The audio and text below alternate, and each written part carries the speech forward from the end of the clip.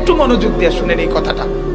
আল্লাহর নবী নিজে আইসা, নবীর জন্য যে আসন সিংহাসন হাসরের মাঠে, নবীজি আইসা এটার সামনে এরকম হাত রাখবেন, হাত, কিন্তু বসবেন না। আল্লাহ তাআলা বলবেন, বন্ধু এই আসন তো আপনার জন্য, বন্ধু বসেন না, আপনি বসবেন না। তো আল্লাহর নবী বলবেন, রব্বুল আলামিন আমার জন্য বলাতে তো হাত রাখছি, আমার এটা তো আমি গ্রহণ করছি, আপনি দিয়েছেন বলে, কিন্তু আমি বসবো না মাওলা। আল্লাহ বলবেন, কেন বসবেন না? আল্লাহর নবী বলেন, রব্বুল আলামিন আমি যদি বসে যাই হাসরের এই বিরাট ময়দানে, আমার উম্মতের জন্য দৌড়াবে কে?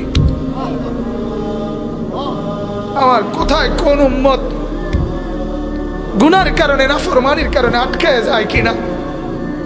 আমি যদি না ছুটি, আমি যদি না দৌড়াই, আমি বসে গেলে আমার উম্মতের জন্য দৌড়বে কে?